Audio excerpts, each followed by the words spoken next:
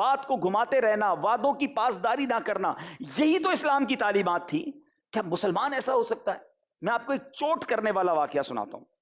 ایک مسلمان نے ایک عیسائی شخص کو کچھ پیسے دیے ادھار، قرضہ دیا. ٹائم ہو گیا، اس نے کہا میرا قرضہ لوٹاؤ. وہ ٹال مٹول کرنے لگا، بعد میں آنا، 15 دن بعد آنا، مہینے بعد آنا، دیتا ہی نہیں تھا. یہ پریشان ہو گیا مسلمان. وہ عیسائیوں کے پادری کے پاس چلا گیا، کہا آپ کا ایک بندہ ہے میرے پیسے نہیں دیتا. کہا اچھا، ایک پرچی لکھ کے دی، کہا جا کے اس کو دے دو. وہ پادری سے پرچی لی اور جا کر اس عیسائی کو پڑھا دی. جیسے اس نے پرچی پڑھی فوراً پیسے نکال کے دے دیے. مسلمان بھی بڑا ہوشیار تھا، کہتا پیسے تو اپنی جگہ پر بتاؤ، پرچی میں کیا لکھا ہے. مجھے مہینوں ہو گئے دھکے کھاتے ہوئے، آتے جاتے اتنا ٹائم گزر گیا، مجھے پہلے بتاؤ، میری بات میں اثر نہیں تھا، ایک پرچی پڑھتے ہی پیسے دے دیے تم نے. مجھے پہلے وہ پرچی پڑھنی. وہ کہتے نہیں پرچی تو نہیں دوں گا. کہ نہیں پرچی پڑھے مگر میں بھی نہیں جاؤں گا. بہرحال بڑی ضد بحث کے بعد وہ پرچی اس کے ہاتھ سے چھین لی.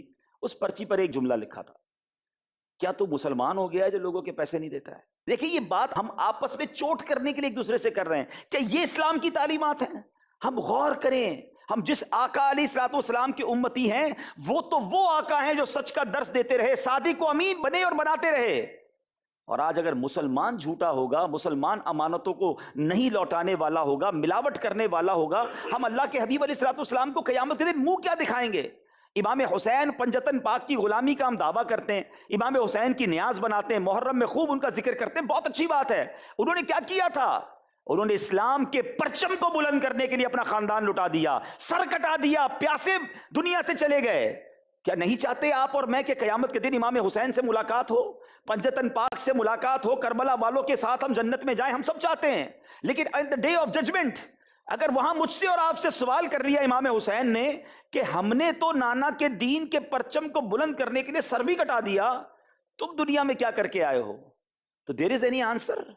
کوئی جواب ہے ہمارے پاس کہ ہاں میں اپنے قلم سے، اپنے کردار سے جتنا اپنے حصے کا چراغ تھا میں جلا کر آیا ہوں، میں دین کی بات کر کر آیا ہوں، میں سچ کی بات کر کے آیا ہوں، میں اسلامی تقاضوں کے مطابق زندگی گزار کر آیا ہوں؟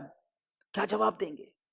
صرف پیسے کمانے کے لیے میں اور آپ دنیا میں نہیں آئے، چند لوگوں کو خوش کرنے کے لیے نہیں آئے. ہمیشہ یاد رکھیے، میں ایک حدیث سناتا ہوں جس کا مضمون ہے، اور یہ ہم سب کے لیے، کہ اللہ کے حبیب علیہ الصلوۃ والسلام فرماتے کچھ لوگ مخلوق کو راضی کرنے کے لیے خدا کو ناراض کر دیتے ہیں، اور ایک وقت آتا ہے کہ ان سے مخلوق بھی ناراض ہو جاتی ہے.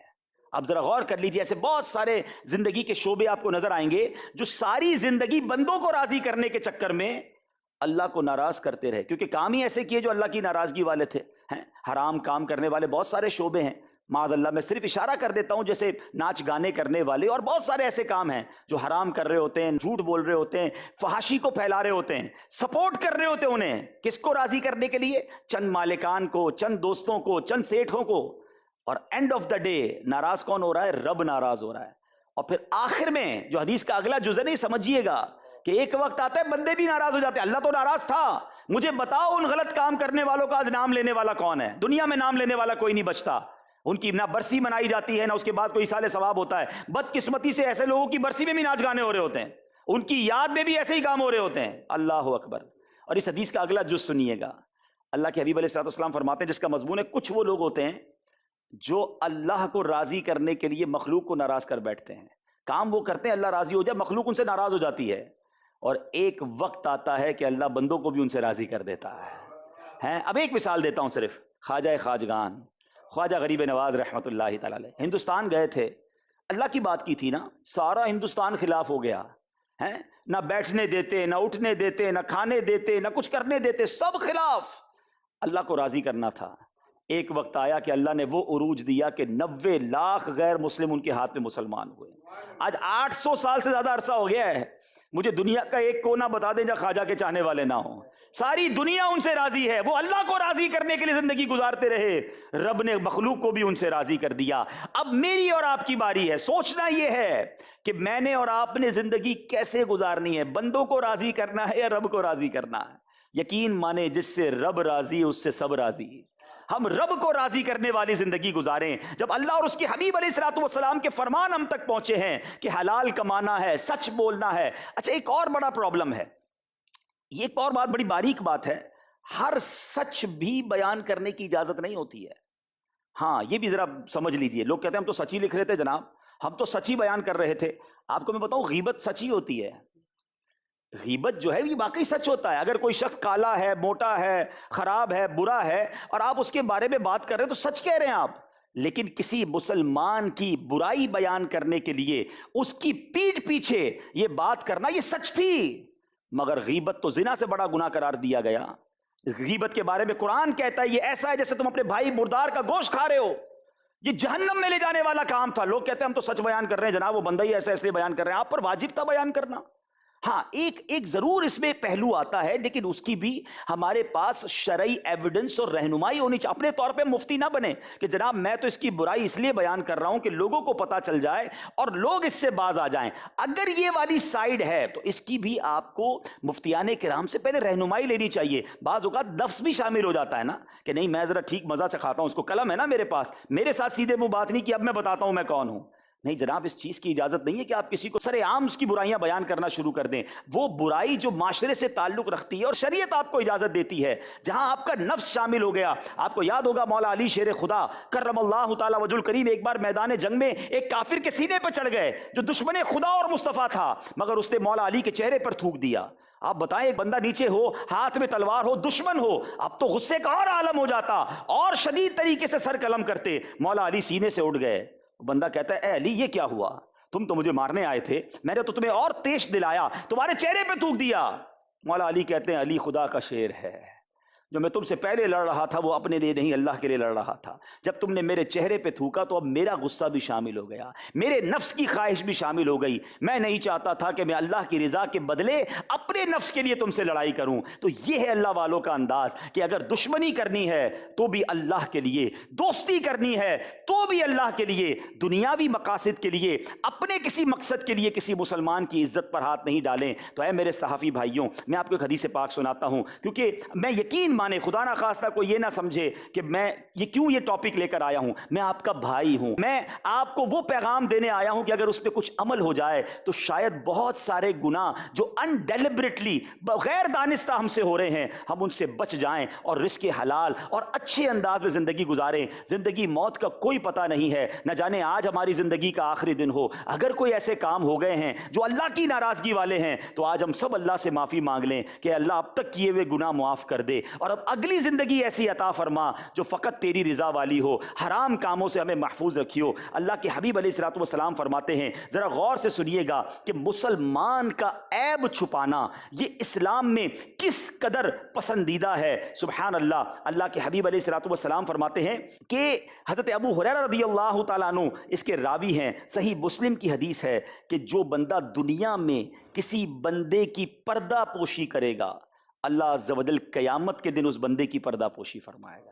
اگر میں اور آپ چاہتے ہیں نا میرے عیب نہ کھلے, یقین کریں ہمارے بہت عیب ہیں, ہمارے عیب کھل گئے تو ہم کسی کو نہ دنیا میں منہ دکھانے جیسے رہیں گے نہ آخرت میں دکھانے جیسے رہیں گے. آج کسی کا ایک عیب آ جاتا ہے, لوگ کہتے ہیں پتہ چلا فلاں نے یہ کر دیا, ہاں اس کے بچے نے, اس کی بیٹی نے یہ کر دیا ہے, ارے جلدی ذرا میسج چلاؤ, جلدی خبر بناؤ, بریکنگ نیوز بناؤ.